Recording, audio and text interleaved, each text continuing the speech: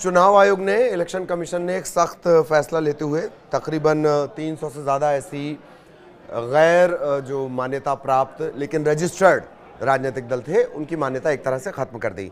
तो इसी को लेकर अब आरोप प्रत्यारोप के दौर दरअसल शुरू हो गए हैं।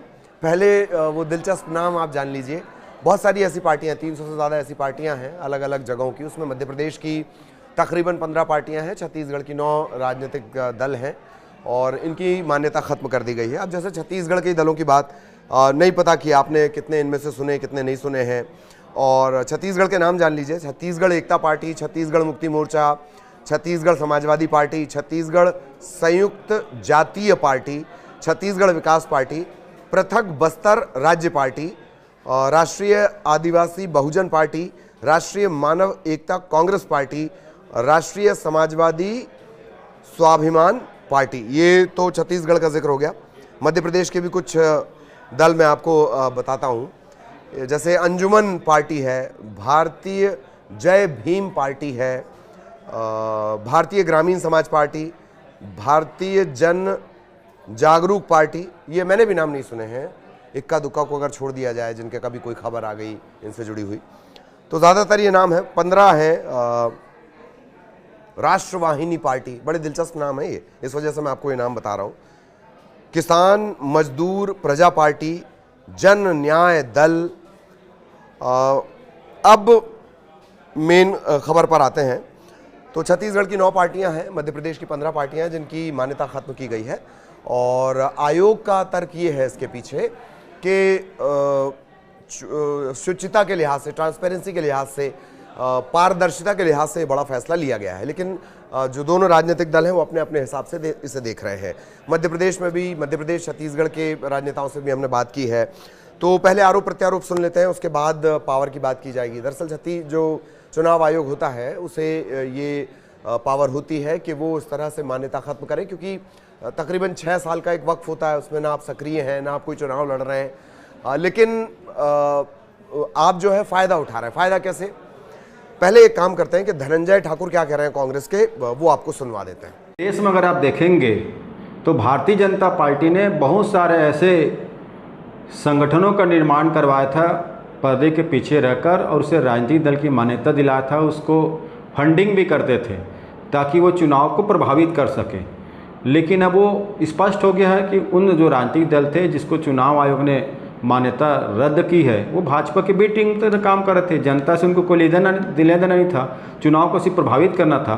और जो चुनाव आयोग की नियमावली है जिसके तहत उनको राजनीतिक दल की मान्यता मिली है, उसके मापदंडों को पालन नहीं किया गया है, इसीलिए उनको रद्द किया गया है। और स्पष्ट हो गया है कि भाजपा लोकतंत्र के खिलाफ लगातार काम कर रही थी, मतदाताओं को प्रभावित करने के लिए काम कर रही थी, मतदान को प्रभावित करने का काम कर रही थी। इसके अलावा इस विषय पर हमने चर्चा भी की। तो जो राजनेता हैं उनके अपने अपने तर्क हैं, कांग्रेस के अपने तर्क हैं। कांग्रेस कह रही है कि ये कुछ कांग्रेसी कह रहे हैं कि बीजेपी की भी पार्टी थी, बीजेपी फंडिंग करती थी और इसी वजह से इन्हें हटा दिया गया चुनाव के पहले। चुनाव के पहले यानी बिहार चुनाव के पहले, इसे बिहार चुनाव से भी जोड़कर देखा जा रहा है। बिहार की भी, झारखंड की भी राजनीतिक पार्टियां हैं। यूपी में 100 से ज़्यादा पार्टियां ऐसी थीं जो सिर्फ कहने को पार्टी थीं, नाम इनका था, रजिस्टर्ड ये थीं, पर मान्यता नहीं थी। कोई एक चुनाव चिन्ह इन्हें आवंटित नहीं था, वो हर चुनाव के हिसाब से अलग मिलता है। तो ऐसी 100 से ज़्यादा पार्टियां अकेले यूपी में थीं, इनकी मान्यता को खत्म कर दिया गया है। कांग्रेस और बीजेपी के क्या रिएक्शन रहे वो सुन लीजिए। कि चुनाव आयोग बिना भारतीय जनता पार्टी के कदम नहीं उठाता है। रहा सवाल अंजुमन पार्टी का या मानववादी कांग्रेस पार्टी का, ये सबका निर्माण इसलिए किया गया था कि कांग्रेस को कमजोर किया जा सके। जहां मजबूत कांग्रेस के प्रत्याशी हैं, कांग्रेस के नाम से अनेक दल खड़े कर दिए जाते थे। अब चूंकि भारतीय जनता पार्टी को जरूरत नहीं है, इसलिए इन्हें डिलिस्ट किया गया। अगर इस तरीके से कदम उठाया जाएगा तो निश्चित तौर पर कहीं ना कहीं लोकतंत्र को खतरा है। फिर भी अगर वो चुनाव आयोग के नियमों का, चुनाव आयोग की गाइडलाइन का पालन नहीं कर रहे तो कड़क कदम उठाना चाहिए। हम इस बात से भी सहमत है, लेकिन सिर्फ राजनीतिक चश्मे से यदि किसी को डिलिस्ट किया जाए तो वो गलत है। अब इस पे आधिकारिक रूप से नहीं कह सकता चुनाव आयोग ऐसा क्यों करता है, चुनाव से पहले क्यों करता है, लेकिन चुनाव जो अगर घर में बारात आती है तो साफ सफाई होती है। तो मुझे लगता है कि चुनाव से पहले वो बहुत सारे ऑडिट करते होंगे।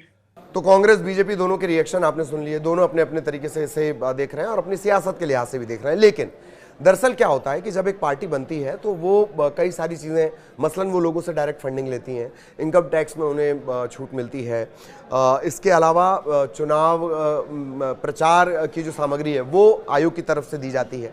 इन सबको ख़त्म करने के लिहाज से जब आप सक्रिय नहीं हैं, जब आपकी राजनीतिक तौर पर आप सक्रिय ही नहीं हैं, तो ऐसी पार्टियों का क्या मतलब। लेकिन सवाल जो ज़्यादा नज़र आया वो ये कि आयोग के फैसले और आयोग की जो साख इन दोनों सवालों के घेरे में है, उसे लेकर थोड़ी ज़्यादा बातें कही जा रही हैं और शायद इसी वजह से उसके इस फैसले पर सवाल उठ रहे हैं। लेकिन चुनाव आयोग इस तरह से कर सकता है, उसे पर्याप्त अधिकार है कि जो राजनीतिक दल सक्रिय नहीं है, निष्क्रिय हैं, चुनाव नहीं लड़ रहे, सिर्फ रजिस्ट्रेशन के नाम पर रजिस्ट्रेशन कर रखा है, ऐसे राजनीतिक दलों की मान्यता को वो खत्म कर सकता है। हालांकि बिहार चुनाव से इसे जोड़कर देखा जा रहा है, बिहार के बाद फिर एक सिलसिला चल जाएगा, असम में चुनाव है, दक्षिण भारत के राज्यों में चुनाव है। इसे इस तरह से भी जोड़कर देख रही है कांग्रेस पार्टी, से जोड़कर देख रही है कि चुनाव से पहले ये सब किया गया है, बीजेपी के इशारे पर आयोग काम कर रहा है। ये आरोप है, किसका आरोप है? कांग्रेस का आरोप है। अब चुनाव आयोग ने फैसला क्यों लिया वो हमने आपको बता दिया। बीजेपी का कहना क्या है? बीजेपी का कहना है कि जब हम ऐसा कर रहे हैं तो किसके पेट में दर्द हो रहा है? जिसके पेट में दर्द हो रहा है उसे ही दिक्कत होगी, वो इन पार्टियों को बचाना चाहता है। तो कई ऐसी पार्टियां, मैंने जैसे आपको नाम भी बताया कि अंजुमन पार्टी, छत्तीसगढ़ की कुछ पार्टियां, मध्य प्रदेश की कुछ पार्टियां, इनके ना तो नाम कभी सुने गए, इक्का दुक्का मामलों में कुछ ज्ञापन देते हुए, कुछ प्रदर्शन करते हुए, इतनी भी सक्रियता इनकी कहीं नज़र नहीं आती है खबरों की दुनिया में। हम चूंकि खबर की दुनिया से, तो उसी की हम बात करेंगे और यही वजह है कि सवाल जवाब के सिलसिले चल रहे हैं। बाकी आयोग ने अपने कार्यक्षेत्र में रहकर अपने अधिकारों का इस्तेमाल करते हुए ये बड़ा फैसला लिया है। 300 से ज़्यादा राजनीतिक दलों की मान्यता खत्म कर दी गई है। मध्य प्रदेश के इसमें 15 पार्टियां हैं, छत्तीसगढ़ के इसमें 9 पार्टियां हैं। आगे भी इससे जुड़ा अपडेट आप तक पहुंचाएंगे। नमस्कार।